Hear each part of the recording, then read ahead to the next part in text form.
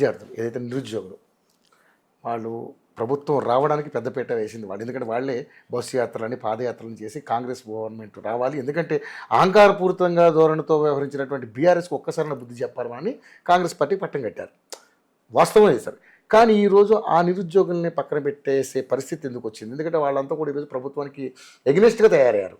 అది నేను ఒప్పుకోనండి. అది ఎందుకంటే మేము వచ్చిన తర్వాత ఈ 18 నెలల్లో ఎన్ని వేల ఉద్యోగాలు 59,000 ఉద్యోగాలు ఇచ్చారు మీరు చెప్తారనేది, నోటిఫికేషన్ కూడా బీఆర్ఎస్ వాళ్ళు వేశారని చెప్పి అది తప్పది. జాబ్ క్యాలెండర్స్ అనేది మేము ఇది చేస్తున్నాము, ఉద్యోగాలు ఇచ్చాము. అంతకుముందు పేపర్ లీకేజీలు చేసి ఎంత కష్టపడి చదువుకున్న తర్వాత ఎవరో కొందరికి లీక్ చేసేసి పబ్లిక్ సర్వీస్ కమిషన్ నుంచి ఎటువంటి పనులు చేశారు. నిరుద్యోగులు ఎవరైతే విద్యార్థులు ఉన్నారో కాంగ్రెస్ పార్టీలోనే మాకు ఉద్యోగాలు వస్తాయి అనే ఒక ధైర్యంతో ఉన్నారు. డిఎస్సి కావచ్చు, జాబ్ కావచ్చు, ఏపీపీఎస్సి నుంచి గ్రూప్ 1, గ్రూప్ 2, గ్రూప్ 3 ఉద్యోగాలు కావచ్చు, కానిస్టేబుల్ ఉద్యోగాలు కావచ్చు, టీచర్ ఉద్యోగాలు డిఎస్సిలో నుంచి కావచ్చు, అవన్నీ చేస్తున్నాం. పూర్తిగా మా వైపు ఉన్నారు. రాబోయే ఈ స్థానిక సంస్థ ఎలక్షన్స్ కావచ్చు, నెక్స్ట్ జనరల్ ఎలక్షన్స్లో కూడా మాదే అధికారం. అప్పుడు అంటే మీరు 2 లక్షల ఉద్యోగాలు ఇస్తాను మాట ఇచ్చారు. మేము 100% ఇస్తాం. ఓకే, 100% ఇస్తాము. ఇప్పుడు ఎన్ని పెట్టుబడులు వస్తున్నాయి. ఇప్పుడు జీసీసీ అంటారు, global compatible centre. Okay, Hyderabad ఒక హబ్ కింద మారిపోతుంది. ఇప్పుడు అక్కడికి వెళ్ళి దావోస్లో చేసుకొచ్చి వచ్చిన అగ్రిమెంట్ల గురించి ఎన్ని లక్షలు, 1,80,000 కోట్లు అగ్రిమెంట్లు చేసుకొని వచ్చారనేది అందరికీ తెలుసు.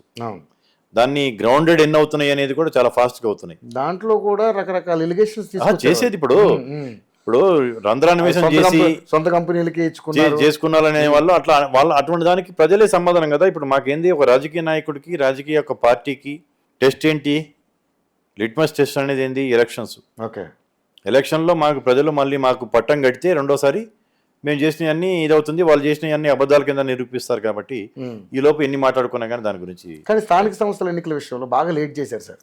అంటే కారణం ఏంటి? ఈరోజు కోర్టు మిమ్మల్ని వారించి దాకా తెచ్చుకున్నారంటే కారణం ఏంటి? రిజర్వేషన్స్, బీసీ రిజర్వేషన్స్ అనేది ఫైనల్ చేయాల్సిన అవసరం ఉంది. వీళ్ళు కులగణన అనేది మేము చేసి 42% అనేది తీసుకొచ్చాం. కాబట్టి సో మోడీ గారు కూడా దాన్ని అనుసరించే పరిస్థితి మా వల్ల తెలంగాణని రోల్ మోడల్గా తీసుకొని మా యొక్క డిమాండ్కి లొంగేసి భారతదేశంలో జనగణనతో పాటు కులగణన చేస్తామని చెప్పేసి అనడం జరిగింది. అది కాంగ్రెస్ పార్టీ, ముఖ్యంగా తెలంగాణ ప్రభుత్వం, రేవంత్ రెడ్డి గారి యొక్క ఈ ప్రభుత్వం యొక్క గొప్పతనం. అది credit goes to them only. Okay, కానీ మరి స్థానిక సంస్థల ఎన్నికల్లో యాజ్ పర్ షెడ్యూల్ ప్రకారం ఇప్పుడు కోర్టు ఏదైతే డైరెక్షన్స్ ఇచ్చినాయో ఈ లోపు ఫాస్ట్గా రిజర్వేషన్స్ ఫైనల్ చేసేస్తాం. దాంట్లో మాకు ఎలా ఉంటుంది అనుకుంటున్నారు ప్రజల యొక్క మద్దతు? దాదాపు 90% మాకే ఉంటాయి. జిల్లా పరిషత్తులు కానీ, ఎంపీటీసీలు కానీ దాదాపు 90 నుంచి 90% పైనే మాకు ఉంటాయి పక్కా. ఓకే, బీఆర్ఎస్కి నేను అనుకోవటం ఒక జడ్పీ కూడా వస్తుందని నేను అనుకోవట్లేదు, ఒకటి కూడా. ఓకే, ఎందుకంటే గతంలో బిల్లులు రాక పాపం చాలామంది సర్పంచులు ఆత్మహత్యలు చేసుకున్న వైన మనం చూసాం. సో అటువంటి పరిస్థితుల్ని ఒక్కసారి బేరేజ్ చేసుకుంటే ఇప్పుడు మీకు వాళ్ళ మద్దతు ఉండే అవకాశం ఉందంటారా? పూర్తిగా చాలా ఇబ్బంది పడ్డారు, సొంత ఆస్తులు కూడా అమ్ముకుని ఇబ్బంది పడ్డ వాళ్ళు చాలా మంది ఉన్నారు. అన్ని వర్గాలు, ఒక సర్పంచులు మాత్రమే కాదు, అన్ని వర్గాలు, అన్ని మతాలు, అన్ని వర్గాల ప్రజల యొక్క మద్దతు మా కాంగ్రెస్ పార్టీకి ఉంది. ఇందిరమ్మ రాజ్యం అనేది మేమైతే అన్నామో, ప్రజాపాలన ఏదైతే సాగిస్తున్నామో దానికి అనుగుణంగా అందరి మద్దతు. సో ఇందిరమ్మ అంటే గుర్తొచ్చింది, ఇందిరమ్మ ఇళ్ళు కూడా కంప్లీట్గా అన్ని ఇందిరమ్మ ఇళ్ళు కూడా మేము ఏదైతే హామీ ఇచ్చామో, రాజశేఖర రెడ్డి గారి టైంలో ఇందిరమ్మ ఇల్లు ఇవ్వడం జరిగింది. అడిగిన వాళ్ళకి అడిగినట్టుగా ఇవ్వడం జరిగింది. ఇప్పుడున్న ఆర్థిక పరిస్థితుల వల్ల కొద్దిగా ఇదవుతుంది, కానీ లబ్ధిదారులందరికీ ఇందిరమ్మ ఇల్లు ఇవ్వడం జరుగుతుంది.